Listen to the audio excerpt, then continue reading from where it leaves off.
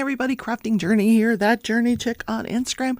Welcome to another edition of Crafting and Crime Daily. And yes, I have a new microphone. And yes, you do need to wear headphones with this one, but I'm not unhappy with the sound. I think it sounds pretty good. You guys tell me what you think. Can you hear me? That's Tia's. I love Tia's Crazy Craft Addiction. She starts out every show with, "Can you hear me?" Yeah. And I rearranged the desk a little so I can reach the coffee without doing calisthenics every morning.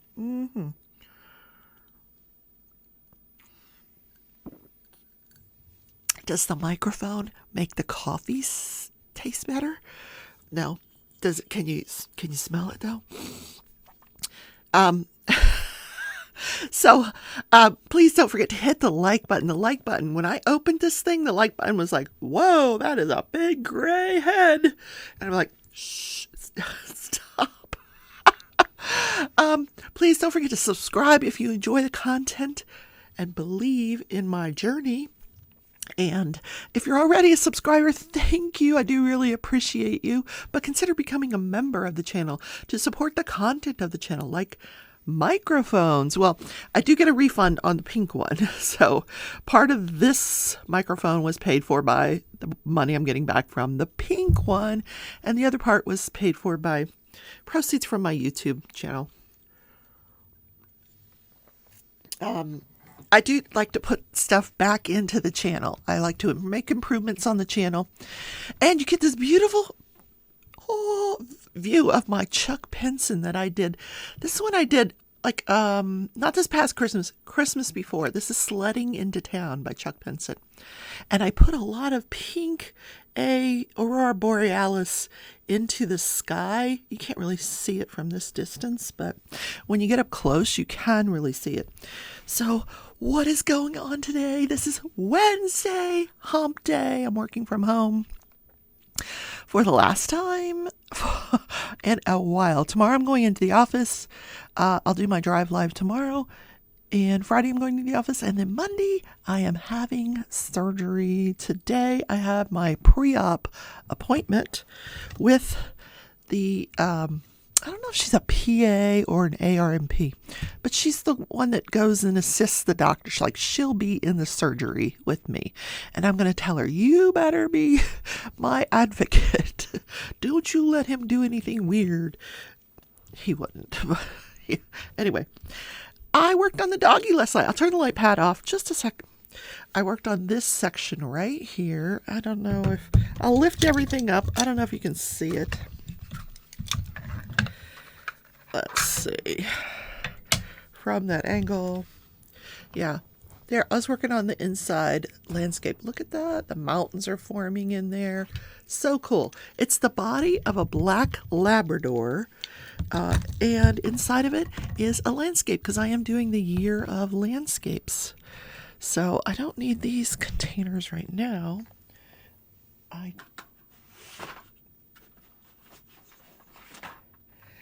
I do need this container so I can get out a color and work on it while I chit chat with you guys. All right, I'm going to do this color here. And we're going to just put it in one of the containers that we already have here on the table.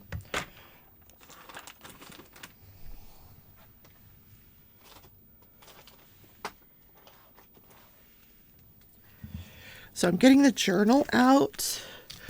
My happy planner. It's a planner. It's not a journal. I think of it more of a journal because I do more journaling than planning. Like paying the bills. Like if I don't pay the bills, things are going to get shut off around here. And I have the money. I'm just lazy when it comes to paying bills. I am. I just need to get on the phone and do it. It's not a big deal.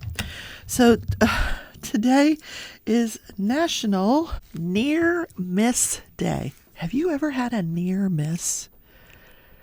I don't think that I have had one of any significance. I've had some when it comes to like car accidents and stuff, I've had some hits.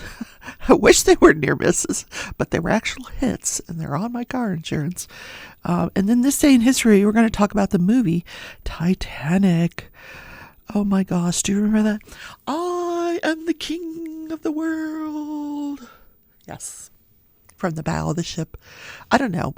Maybe it was the stern. I don't know bow from stern. I came from Florida, and I don't know bow from stern because I didn't get on a dang boat if I didn't have to. Yeah, kid, just leave me off the ship. Leave me off the boat. Something I do not find entertainment are cruises, anything that has to do with a boat. I don't want anything to do with it. I went on a cruise with my ex-husband many years ago, many years ago, and I did not find it to be that, like, I don't need to repeat that experience. I've done it. It was just okay. We stayed in this like little tiny, I've stayed in camping situations that were probably nicer. He had his bunk over here and I had my bunk over here, and we had a little teeny shower, but that probably because that's all we could afford.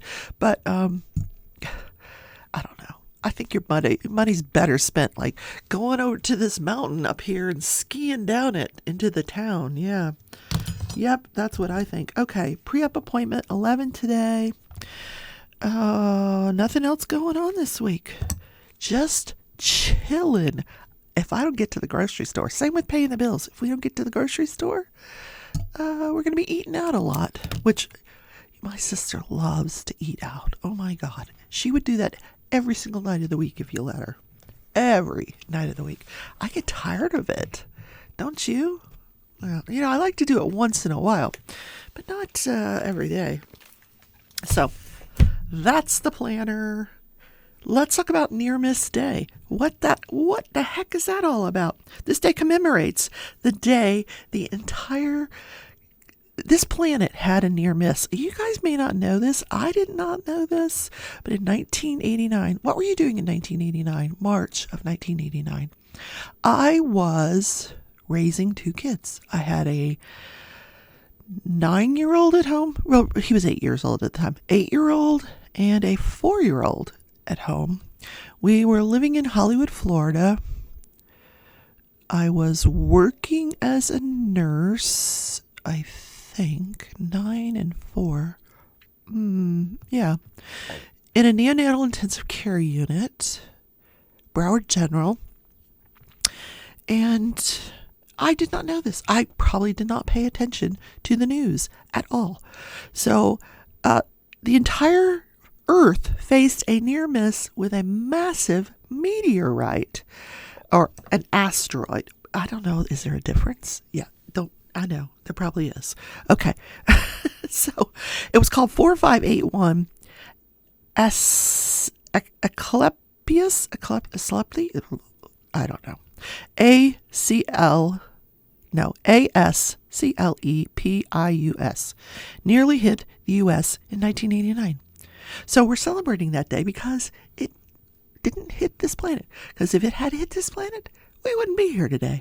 I would not be sitting here in front of this massive gray head of a microphone. Yeah.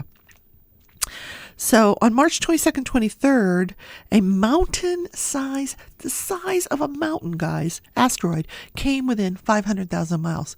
Now, 500,000 miles, I'm thinking that's a pretty good distance, but apparently it's not really in the grand scheme of things. That's a near miss. On the cosmic scale of things, that was a close call, said Dr. Henry Holt. Geophysicists estimate that a collision with this asteroid, I'm not going to try to say the name again, would release energy comparable to the explosion of a 600 megaton atomic bomb.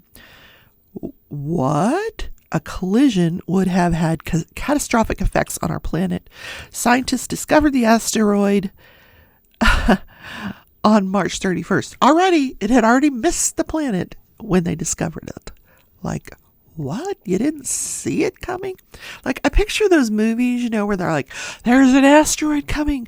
We have to send a volunteer to space. Will Smith, will you go up in a spaceship and knock the asteroid down? Or Clint Eastwood, how about you? Who's volunteering to go up and take out the asteroid before it hits the Earth? It's a suicide mission. There was a movie like that. Then there was another movie more recently that I watched where it did hit the earth. Like they were telling everybody it was going to hit the earth and nobody believed them. And it hit the earth. That was a creepy movie. I will say it was a creepy movie. So, anyway, have you had a near miss? It could be a car accident where you nearly missed something, or a bicycle, or I will tell you a near miss the other day. Not really. I mean, I felt like I was going to fall. I really did. I've got this bad knee. It's raining. It's freezing outside. And I thought for sure I'm going to fall. So luckily that was not a near miss. I don't think, nothing of significance, like a plane that crashed that, I was supposed to be on. Nothing like that. Nothing dramatic has ever happened to me like that in my life where I had a near miss. But if you had, please tell me about it in the comments. I would love to hear all about it. So let's talk about crafting and crime. Yes. So yesterday I spent quite a bit of time last evening listening to the trial, day 17 of Dr. William Husel. Yes, he is still on trial for the murder of 14 of his patients in the ICU.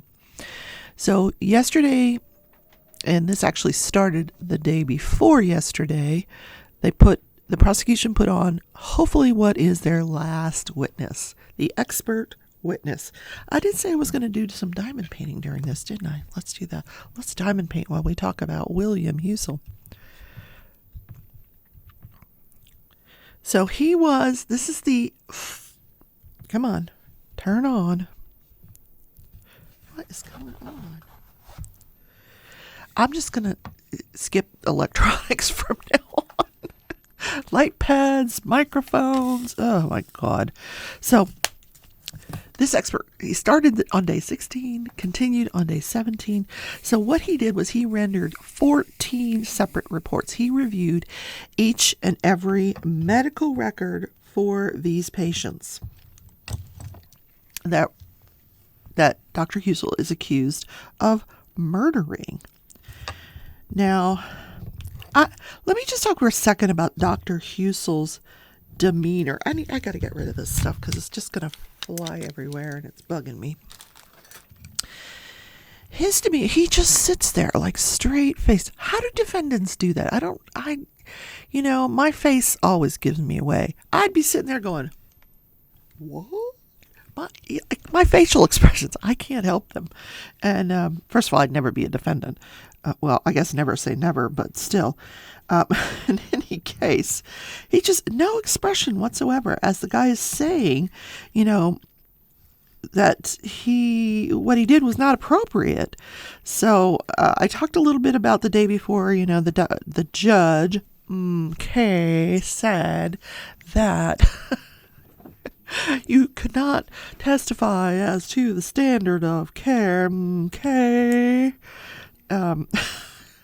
So we were going to find out what was appropriate and what was not appropriate on each of the 14 patients. And I sat and I listened to this last night while I diamond painted. So, by the way, this is my pen from Poshy Pens.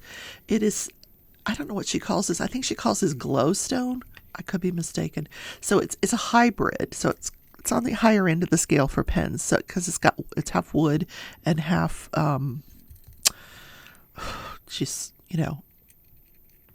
resin, yes. And this one has what do they call, I don't even know what the fragrance, the little infusers, so lavender in there. Yeah, so I don't fall asleep or actually that would make me fall asleep during the show. I haven't put anything in it yet, but I bought the oils, I just haven't done it. So at the beginning of the testimony yesterday, and like I said, I sat here last night and diamond painted and listened till they got to, let me see how many patients he went through. 1, 2, 3, 4, 5, 6, 7, 8 of the 14 patients. After that, I was like, oh, just shoot me. And he wasn't done. Like,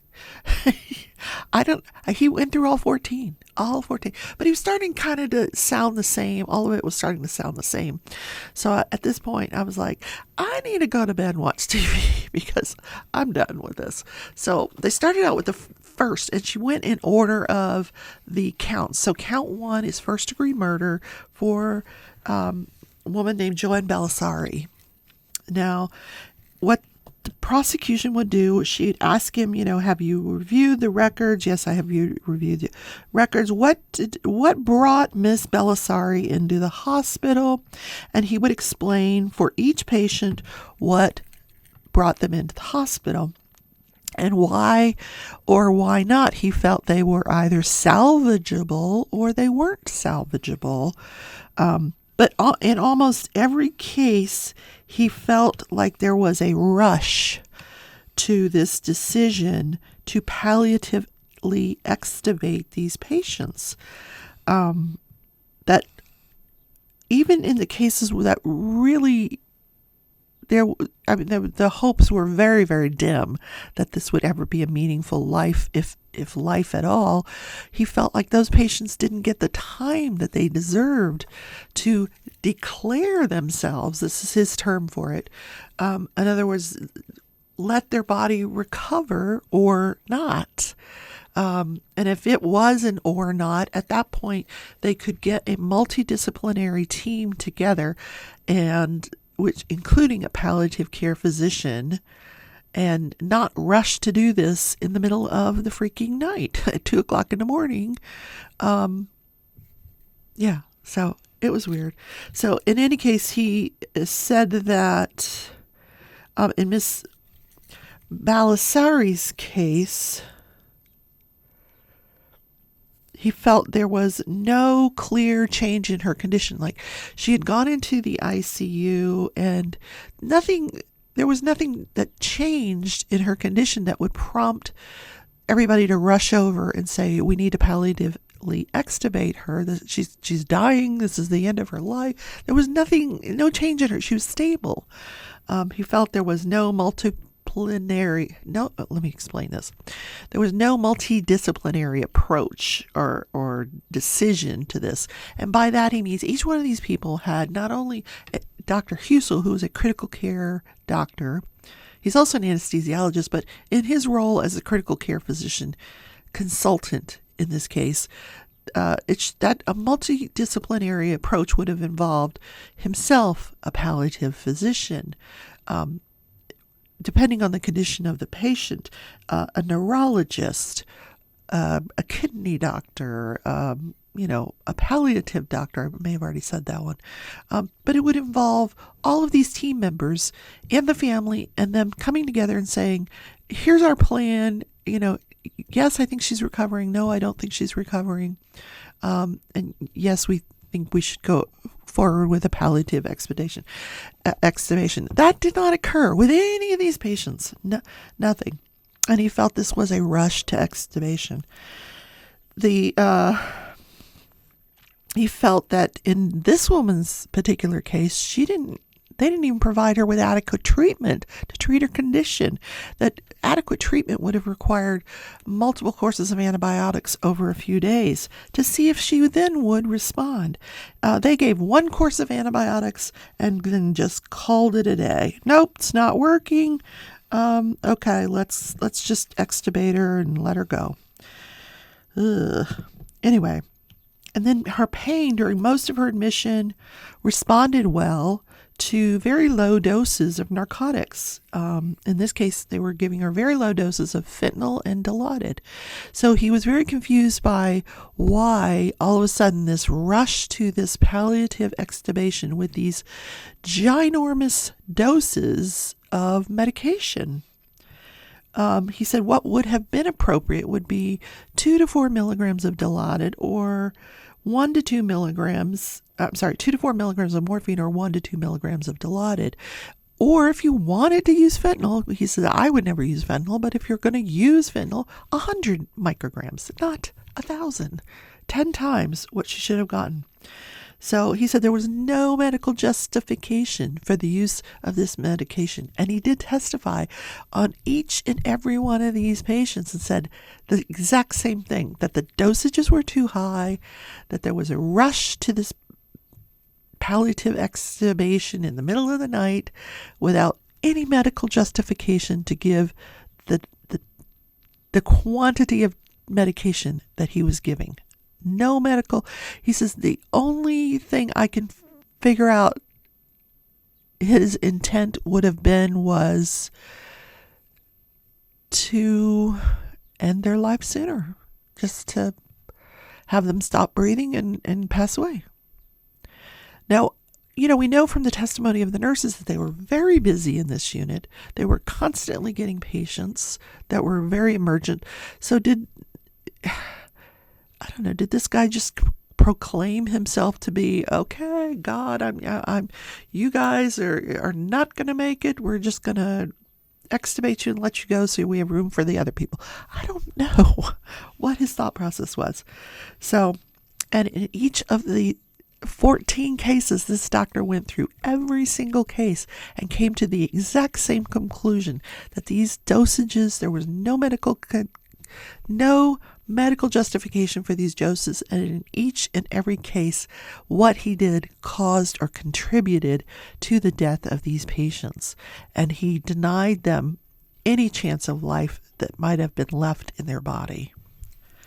Whoa. Yeah, but he didn't say it as succinctly as I did. He said it over hours and hours and hours of testimony.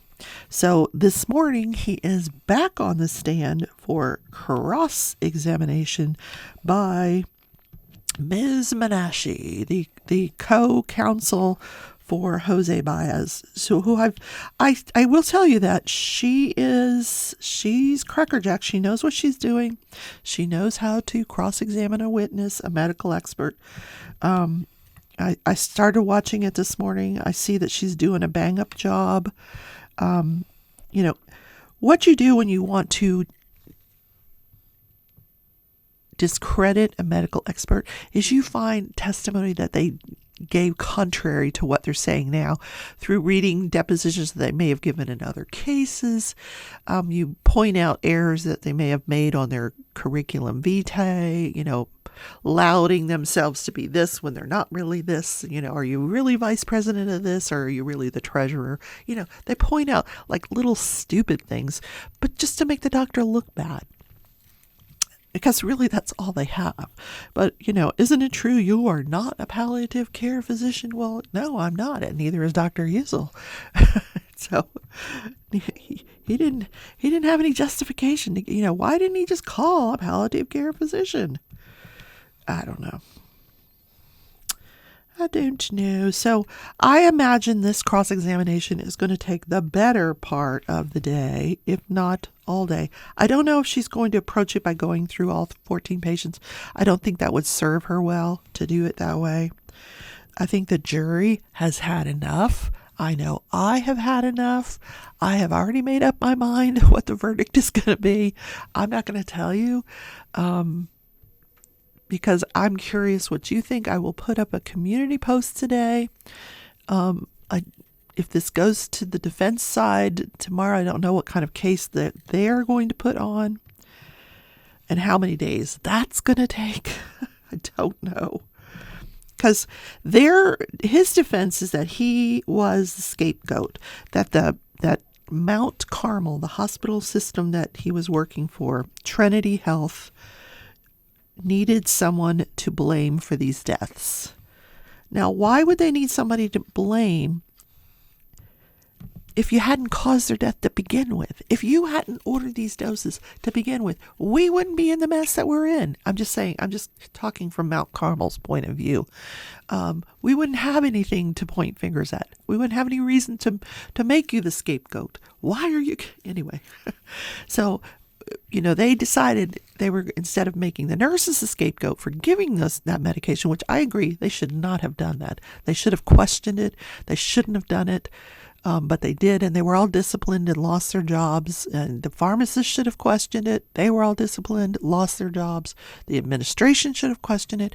But this doctor started that ball rolling by ordering this medication, and with no medical justification, none, to give this medication to these patients. Now, I'm kind of thinking in terms of like a Munchausen type thing, you know, how mothers will make their children sick so they can get attention. Did this doctor like the attention that he got when the patients passed away? Did he like consoling the families? Like, what was his motivation for this? I don't know. So there is, and I'm going to research it. They're calling it a theory of double effect. Let me look it up right now since we're on the topic. Dismiss. Okay, let's see. Let's go to Google. Hey, Google.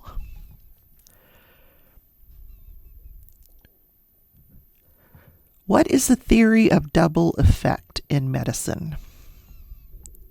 According to Journal of Medical Ethics, the doctrine of double effect states that a harmful effect of treatment, even resulting in death, is permissible if it is not intended and occurs as a side effect of a beneficial action. Okay, I'm confused. Let me read that again. The doctrine of double effect states that a harmful effect of treatment, even resulting in death, is permissible if it is not intended and occurs as a side effect of a beneficial action. So I'm guessing that in this case he was treating their pain, which the doctor said half these people were in comas. They weren't feeling any pain. So if you're treating pain and a person dies as a result of the fact that you're treating their pain, it's okay.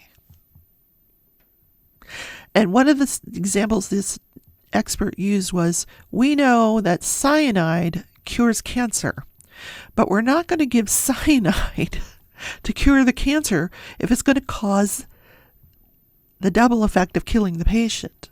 It's not okay.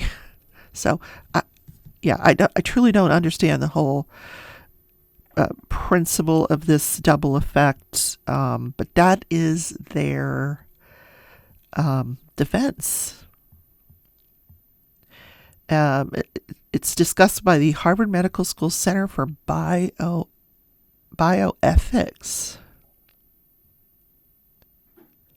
Interesting.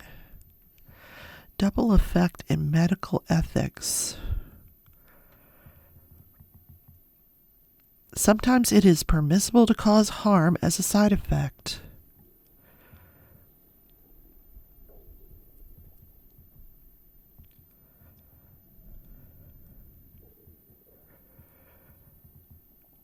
The doctrine of double effect is often invoked to explain the permissibility of an action that causes a serious harm, such as death of a human being, as a side effect of promoting some good end. According to the principle of double effect, sometimes it is permissible to cause a harm as a side effect of bringing about a good result, even though it would not be permissible to cause such a harm as a means to bring about the same good end. Okay. Yeah. So that's his defense. He was giving this medication to treat their pain so that they would pass comfortably, providing comfort care at their end of their life.